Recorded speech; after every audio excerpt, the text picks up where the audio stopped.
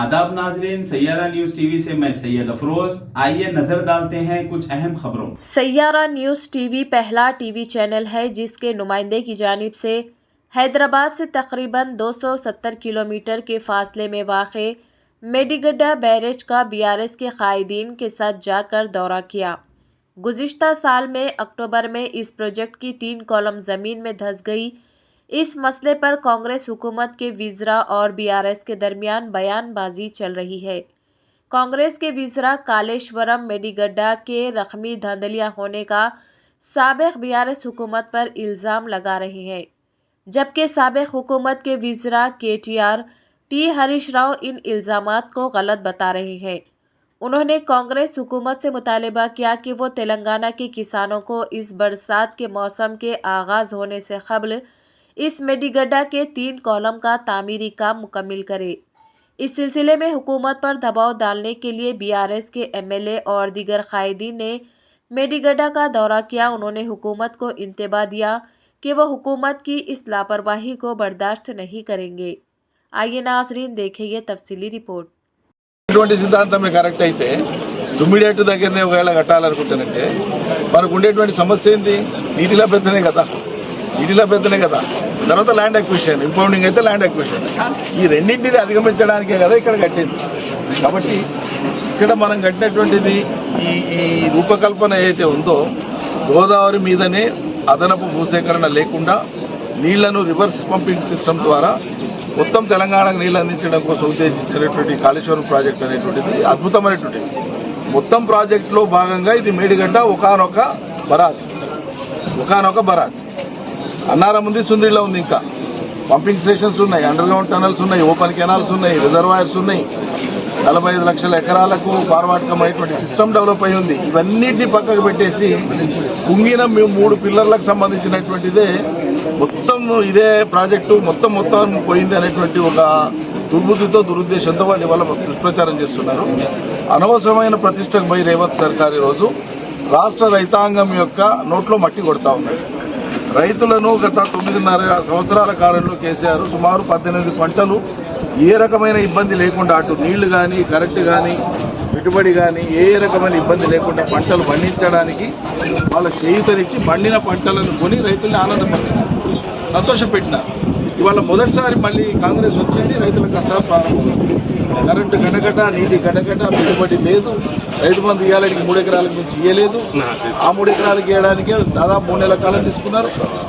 ఈ దుర్భరమైనటువంటి పరిస్థితులను రైతాంగం గమనించాలని మేము కోరుతాము. దుర్భరమైనటువంటి పరిస్థితి కాంగ్రెస్ కల్పించినటువంటి పరిస్థితి. ఇవాళ పంటలన్నీ ఎండిపోతున్నాయి, వేల ఎకరాలలో ఎండిపోతున్నాయి, ఎక్కడికక్కడ ఎండిపోతున్నాయి. బర్రెలను మెప్పుతుండ్రు, ఆవులను మెప్పుతుండ్రు, పశువులను మెప్పుతుండ్రు, గొర్రెలను మెప్పుతా ఉండ్రు. రైతులు దుఃఖపడి కంట కన్నీళ్లు కార్చుకుంటా వాళ్ళు పెంచినటువంటి పంటల్ని ఇలా పశువులకు మెప్పుకునేటువంటి దుస్థితి. ఇంత అనవసరమైన ప్రతిష్ట ఎందుకు? మీరు ఒకవేళ అందులో ఏదైనా పొరపాటు జరిగితే సాంకేతిక పొరపాట, ఇతరత్ర పొరపాట ఏదైనా ఉండండి, జాతీయ స్థాయిలో ఒక నిపుణుల కమిటీ వేయండి, దాని ద్వారా నిర్ధారణ చేయండి, ఫస్ట్ దాన్ని రిపేర్ చేయండి. రిపేర్ చేసిన తర్వాత నిజంగానే అది ఒకవేళ మానవ తప్పిదం అయితే, ఉద్దేశపూర్వక తప్పిదం అయితే దానికి అవసరమైన శిక్షలకు ఉపక్రమించండి. ఎవడొద్దన్నాడు? అది చేయమంటానంటే రాష్ట్రంలో ఉండేటువంటి లక్షలాది మంది రైతు కుటుంబాలకు శిక్ష చేస్తారు. ఇదేం విఘ్నత, ఇదేం పరిపాలన ఇక్కడ చూసినామా? గతంలో కడెం ప్రాజెక్టు కొట్టుకపోలే, గతంలో శ్రీశైలం పంప్ హౌస్ నీట మునగలే, కేఎల్ఐ నీట మునగలే 2 సార్లు. నాగార్జున సాగర్, ప్రకాశం బ్యారేజ్ లాంటి వాటికి ముక్కు వాటిలనే ప్రకాశం బ్యారేజ్ గేట్లు కొట్టుకుపోలే, మూసీ గేట్లు కొట్టుకుపోలే గతంలో. ఇవన్నీ కూడా గతంలో జరిగినవే కదా. ప్రమాదాలు జరగకుండా ఉంటాయి? అసలు అనుకోకుండా జరిగేటువంటిదే ప్రమాదం కదా. మరి అట్లా ప్రమాదాలు జరిగినప్పుడు వాటిని సవరించి భవిష్యత్తులో జరగకుండా ఉండడానికి ఏం చర్యలు తీసుకోవాలి తప్పిస్తే ప్రపంచంలో ఇప్పుడు ఇది వరకు ఏది ఇటువంటిది ఎక్కడ ఏం జరగనట్లు, ఇదే మొదటిసారి జరిగినట్లు దుష్ట ప్రయత్నంతో చిత్రీకరించడం మీద అసలు. కాబట్టి కాంగ్రెస్ ప్రభుత్వం యొక్క వికలితనాన్ని, లేఖితనాన్ని, చిన్న బుద్ధిని, పురుష బుద్ధిని, రాష్ట్ర రైతాంగం పట్ల వాళ్ళకు ఉండేటువంటి ఒక కక్ష ధోరణిని, కేసీఆర్ మీద ఉండేటువంటి వాళ్ళ యొక్క అక్కసును నక్కడం కోసం మాత్రమే ఇవాళ వాళ్ళు ఇది ఒక ఇష్యూ చేస్తున్నారు. అందుకే ఈరోజు ఇక్కడికి వచ్చి సైట్కి వచ్చి రాష్ట్ర రైతాంగానికి ఒకసారి మేము విజ్ఞప్తి చేస్తున్నాం.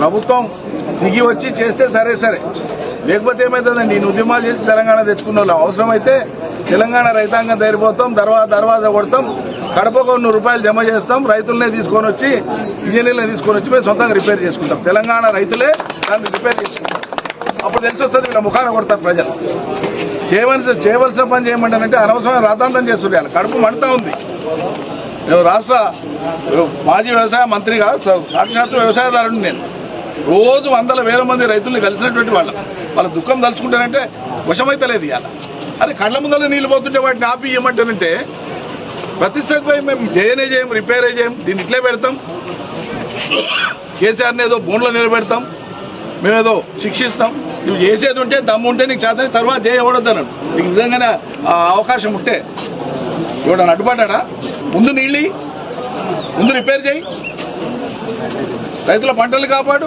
గజ్జేనికి చేతనైతే లేదు చాలా తీవ్రంగా ఖండిస్తున్నాం ప్రభుత్వ వైఖరిని రైతుల పట్ల వ్యవసాయం పట్ల కక్ష ధోరణి కాంగ్రెస్ ప్రభుత్వం విడనాడాలి రాజకీయాలను వ్యవసాయాన్ని కలిపి చూడవద్దు రైతులు రైతులే ఏ ప్రభుత్వమైనా ఎవరైనా రైతుల కడగండ్లను తీర్చాల్సిందే ఏ సర్కారైనా ఇప్పటికే రైతు బంధు ఆలస్యం చేసి ముప్పు తిప్పలు పెడుతున్న రైతుల్ని అప్పుసప్పులు చేసి సేద్యం చేసుకున్న రైతులు ఇలా పంటలు ఎండిపోయి వాళ్ళు పశువులకు మెప్పుకోవాల్సి వస్తుంది ఇదేనా పాలన ఇదేనా మీ మార్పు దీనికోసమైనా కేసీఆర్ దించి మిమ్మల్ని ప్రజలు ఎక్కించింది ఎన్ని మాయమాటలు చెప్తుంది